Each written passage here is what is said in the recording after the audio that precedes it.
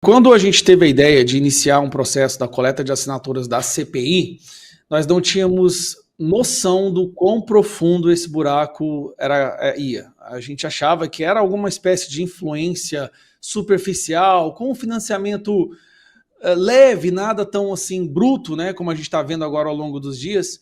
Então, a ideia dessa CPI, ela cresceu de uma forma muito rápida. No início, não foi fácil coletar assinaturas, até mesmo porque boa parte do Congresso não conseguia nem entender o que é que nós estávamos explicando, o porquê, qual era o objeto dessa CPI. Mas, graças à internet e à divulgação desses escândalos da interferência da USAID em vários países do mundo, inclusive na questão do jornalismo, na promulgação, na imposição de leis, de criação, fabricação de leis em vários países, muitas pessoas aqui no parlamento estão começando a acordar para a importância dessa CPI. Então ela saiu talvez lá de uma das CPIs que estavam lá no fundo, no critério de prioridades, para ser agora a número 1. Conversas que eu tenho tido, por exemplo, com o Bolsonaro, a percepção dele e do círculo em torno do Bolsonaro, até mesmo o líder da oposição, é uma percepção de que talvez seja a mais importante CPI, porque ela não é uma CPI apenas para desgastar o governo Lula, ela não é uma CPI apenas a liberdade de expressão, ela é uma CPI que vai no cerne daquilo que nós chamamos de sistema. E é isso que eu falo que o Donald Trump acertou em cheio. Durante muito tempo, quando a gente faz os nossos discursos, que a gente tem que lutar contra o sistema, o tal sistema era uma coisa sem forma, sem nome, sem lugar, né? Difícil de identificar.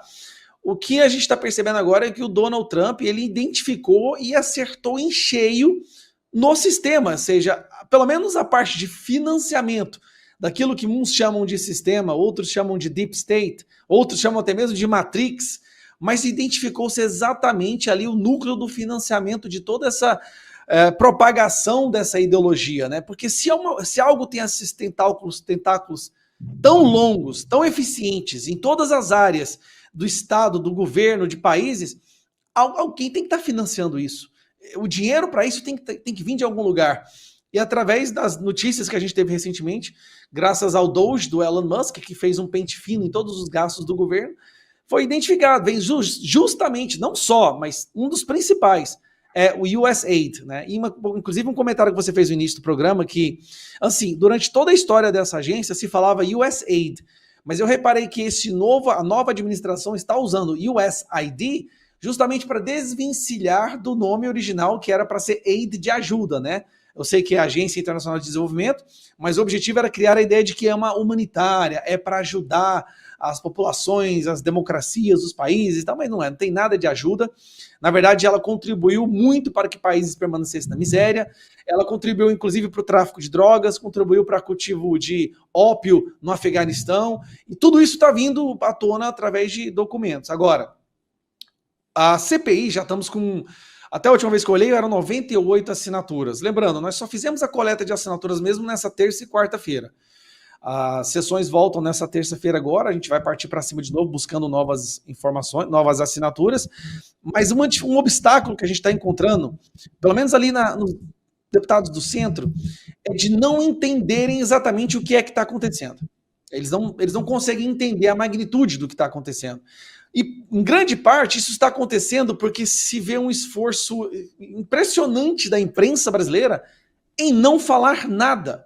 É como se o maior escândalo que já se teve notícia da política americana, ela não fosse repercutida aqui no Brasil de forma alguma. Quando é mencionada, em raros casos, é mencionada sempre de uma forma negativa, como se o malvado Donald Trump e o malvado bilionário do Elon Musk está querendo cortar a ajuda internacional porque eles querem matar as pessoas com AIDS na África, ou os ursos polares. Eles nunca falam dos absurdos, né, de tudo que veio à tona, como a Ana acabou de mencionar, os absurdos de teatro Sésame, não sei aonde, em mudança de sexo, cirurgia de mudança de sexo na Colômbia, história em quadrinhos no Mianmar. Então, não se fala nada sobre isso.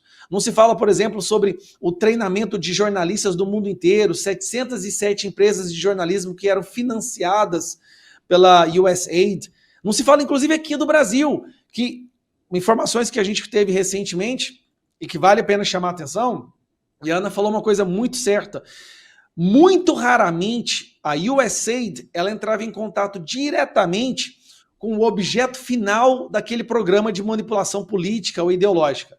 Esses 2 casos do encontro do TSE com o USAID foram até demais. Na maioria das vezes, não há em nenhuma situação as 2 instituições no mesmo lugar. Você usa ali uma cadeia de ONGs que servem como links. Você passa o dinheiro para uma ONG e essa ONG vai trabalhar para aquele propósito que a USAID determinou em determinada região.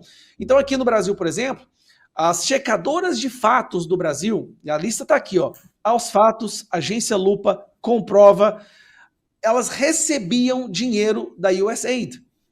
Essas agências foram usadas pelo TSE e pelo Supremo Tribunal Federal para determinar o que se poderia ou não ser dito no Brasil, o que era o que não era verdade. Então, o trabalho em conjunto funcionava assim. O Suprema Corte, o Tribunal Superior Eleitoral, intimidava as big techs, as plataformas de redes sociais, dizendo que se ela não encontrasse uma forma de conter a desinformação, elas seriam penalizadas, teriam multas, poderiam ser suspensas no Brasil. E aí eles oferecem a solução. Olha, tem uma solução. Cria aí uma parceria com a Fatos, a Agência Lupa e Comprova, deixe que essas agências determinem o que é o que não é verdade. Lembrando, essas agências recebendo dinheiro da USAID. Foi assim que a USAID conseguiu o dinheiro americano, dos pagadores de impostos americanos, começou a determinar o que se poderia e o que não poderia ser dito no Brasil. E aí, quando essas agências divulgavam que algo era falso, agências financiadas pelos Estados Unidos, pela USAID, o STF e o TSE usavam essas decisões para processar e criar inquéritos e muitas vezes suspender perfis, dar multas e até, como a gente está vendo agora, caçar deputado federal. Então, assim, é um trabalho que é uma sintonia, uma sinfonia, numa sintonia impressionante que, a olhar pela superfície, não tem nada de errado. Mas se você gastar 10 minutos analisando e seguindo, né, follow the money, e seguindo o dinheiro, você vai perceber que não só USA, Departamento de Justiça, Endowment for Democracy, até o Departamento de Defesa, usaram muito dinheiro do pagador de impostos americano para influenciar na nossa política. E é onde o Mike Pence falou. Se a USAID não tivesse interferido nas eleições, muito provavelmente Bolsonaro teria sido eleito. A liberdade de expressão no Brasil não estaria morrendo como ela está agora, pelo menos com essas informações, e vai levar tempo até explicar exatamente para aqueles deputados do centro, nós vamos conseguir as assinaturas, né? Faltam 70, a gente já passou da metade, e quando essa CPI foi instaurada, lembrando que há dois flancos acontecendo, na Câmara dos Deputados e no Senado também, que é um lugar muito mais fácil de conseguir as assinaturas necessárias. Qualquer um desses 2 lugares que consigam as assinaturas e levar adiante essa investigação, você pode ter certeza que com a parceria que nós temos agora com a administração americana para fornecer os documentos necessários, nós vamos escancarar um dos maiores esquemas de manipulação do debate político que o Brasil já viu na história. Isso, com certeza, vai afetar muitas eleições de 2026. Eu acho muito difícil que, com um escândalo desse vindo à tona, essas investigações acontecendo, em 2026, eles sequer se atrevam a usar dos mesmos subterfúgios, das mesmas ferramentas para manipular o debate político, para censurar, para perseguir, como foi feito em 2022, no qual o resultado levou à vitória, né, do Lula. Então, assim, nós estamos otimistas, vamos buscar agora mais informações, e obviamente é muita coisa, todos os dias, a todo momento, é muita informação que vem à tona. Já se percebeu uma influência, né, um impacto disso aqui no Brasil.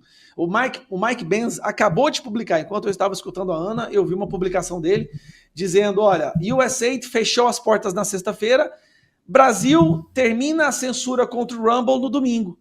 Ele fazendo uma ligação direta, né, olha, vai vir muita coisa da USAID em relação à censura no Brasil, decisões da Suprema Corte Eleitoral e Federal, e parece que o Alexandre de Moraes já está colocando o pé no freio e revertendo algumas decisões ilegais naquela tentativa de apaziguar, né, um pouco a sua situação. Lembrando ainda que a Comissão Interamericana de Direitos Humanos vai estar aqui essa semana, vai ouvir dezenas de pessoas que foram censuradas, entre advogados dos prisioneiros do 8 de janeiro, pessoas comuns, influenciadores, deputados, senadores, que vão contar e relatar os seus casos para essa comissão que vai formar um relatório mostrando como é que está a situação do Brasil. Então, sim, nós estamos vendo pequenas vitórias, possíveis vitórias, ao alcançar das mãos os nossos dedos nessas semanas e nesses próximos meses. O que a gente deve continuar fazendo é trabalhar intensamente pelas assinaturas, para poder levar ao pessoal, né, ao Pedro Vaca, ao pessoal da Comissão Interamericana, a verdade do que está acontecendo aqui, que esse relatório possa chegar a autoridades internacionais e tribunais internacionais e que seja escancarado. O primeiro passo que eu acho que a gente tem que ter, o foco nosso agora, é escancarar de forma inequívoca o que está acontecendo no Brasil.